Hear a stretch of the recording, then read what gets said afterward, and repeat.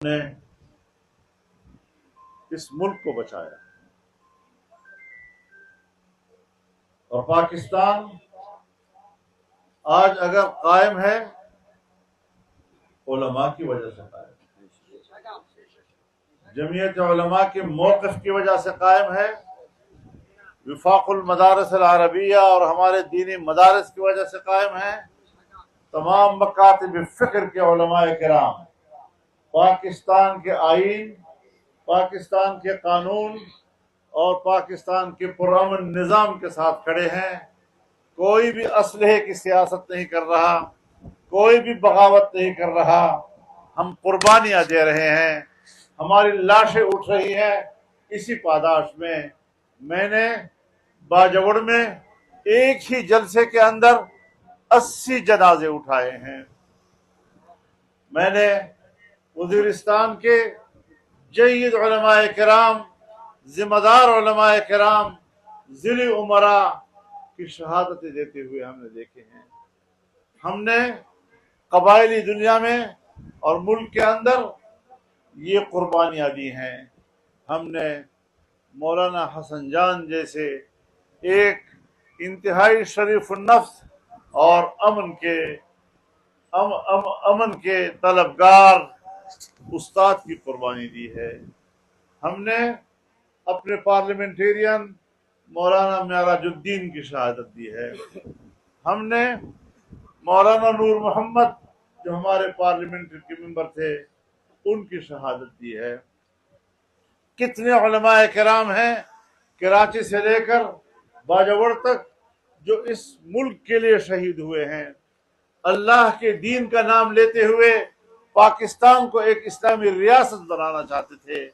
کیا گناہ ہے ان لوگوں کا سوائے اس کے کہ وہ اللہ کے دین کی سربلندی چاہتے تھے، وہ اعلاء کلمت اللہ کے لیے لڑ رہے تھے، جدوجہد کر رہے تھے، پرامن جدوجہد کر رہے تھے۔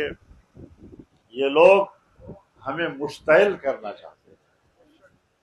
یہ جو جید علماء کرام کی شہادتیں ہیں یہ ہمارے پرامن راستے کو ایک خون آلود راستے میں تبدیل کرنا چاہتے ہیں۔ ہم اپنے ہاتھ کسی مسلمان کے ہاتھ سے خون سے نہیں رنگیں گے۔ ہمارے ہاتھ میں امن ہے، امن کا پرچم ہے، اور کلما اوقدوا نارا للحرب اطفأها اللہ، جب بھی ان بد امنوں نے جنگ کی آگ بھڑکانے کی کوشش کی اللہ نے اس کو بجھایا ہے۔ یعنی جنگ کرنا اور جنگ کی آگ بھڑکانا یہ اللہ کی مشیت نہیں ہے، اللہ کی مشیت آگ کو بجھانا ہے۔ اور یہ لوگ یفسدون فی الارض، جو روئے زمین پر فساد مچاتے ہیں، یہ وہی لوگ۔ اسرائیل، صہیونی، یہودی اگر وہ خون ہمارا بہا رہا ہے، مسلمانوں کا بہا رہا ہے، تو جو لوگ یہاں پر اور افغانستان میں اور پاکستان میں خون بہا رہے ہیں یہ بھی انہی کے پیروکار ہو سکتے ہیں، یہ امت مسلمہ کے پیروکار نہیں۔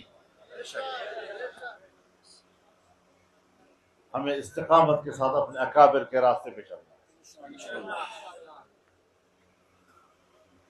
ان کو جرت کیسے ہوتی ہے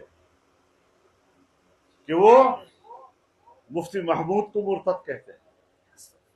ان کو جرت کیسے ہوتی ہے کہ وہ مولانا عبدالحق کو مرتد کہتے ہیں؟ انہیں جرت کیسے ہوتی ہے کہ وہ حضرت درخواستی کو مرتد کہتے ہیں؟ انہیں جرت کیسے ہوتی ہے کہ وہ احمد علی لاہوری کو مرتد کہتے ہیں؟ انہیں جرت کیسے ہوتی ہے کہ وہ مفتی اعظم ہند مفتی کفایت اللہ کو مرتد کہتے ہیں؟ انہیں جرت کیسے ہوتی ہے کہ وہ مولانا حسین احمد مدنی شیخ الاسلام کو مرتد کہتے ہیں؟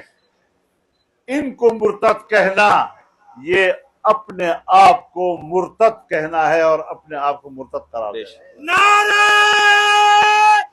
مرتد کہنا، علماء کرام کو مرتد کہنا، مدارس کے علماء کو مرتد کہنا، یہ دلیل ہے کہ تم قاتل مرتد ہو اور تمہارا دین اسلام سے کوئی تعلق نہیں۔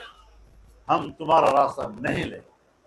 تمہارے راستے پر جو جائے گا وہ اسلام کا مجرم ہے، وہ رسول اللہ صلی اللہ علیہ وسلم کا مجرم ہے، وہ اللہ کا مجرم ہے، اور تم ان باتوں سے، جذباتی باتوں سے ہمیں گمراہ نہیں کر سکتے۔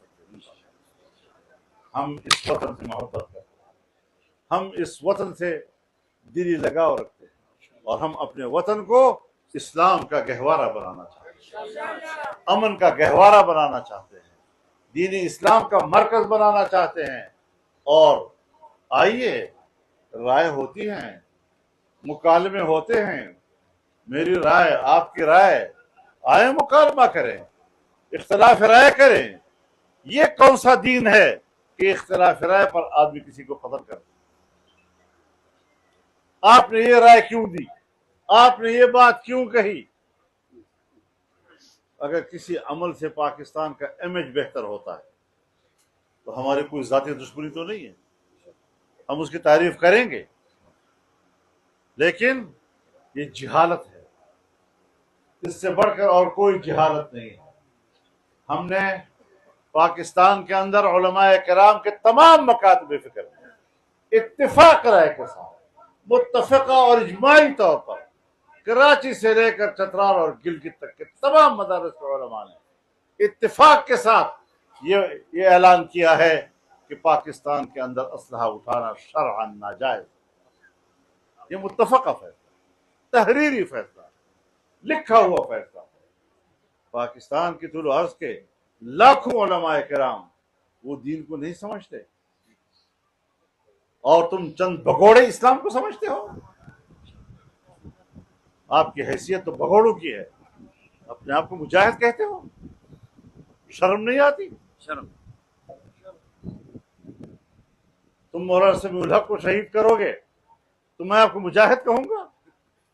تم مولانا حسن جان کو شہید کرو گے تو میں تمہیں مجاہد کہوں گا؟ تم شیخ ادریس کو شہید کرو گے تو میں تمہیں مجاہد کہوں گا؟ ہم پڑھے لکھے لوگ، ہم تمہاری طرح جاہل نہیں ہیں۔ اللہ تعالیٰ نے ہمیں مدارس کے ساتھ نسبت عطا کی ہے، قرآن و حدیث کے علوم کے ساتھ اللہ نے ہمیں نسبت عطا کی ہے، اور جمعیت علماء اسلام جس راستے پہ چل رہی ہے، آپ استقامت کے ساتھ چلیں۔ جوانوں، میں آپ سے کہتا ہوں، دینی مدارس کے طلباء آپ سے کہنا چاہتا ہوں، قوم کے جوانوں سے کہنا چاہتا ہوں، جذباتی نعروں میں نہ آئیں، اسلام سنجیدگی اور وقار کی تعلیم کے ساتھ،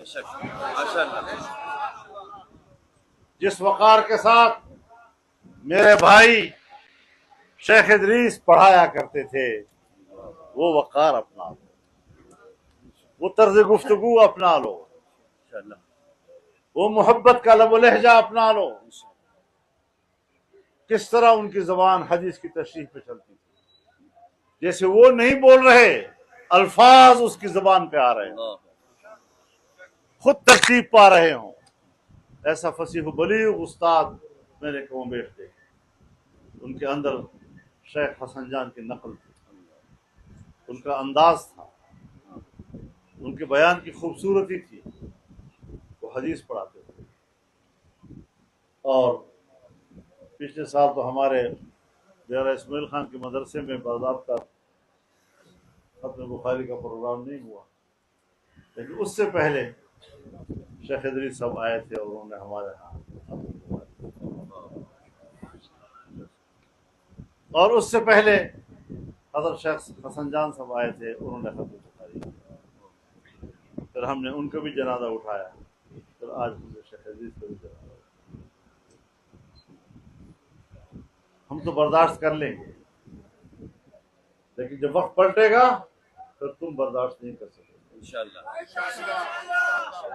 نعرہ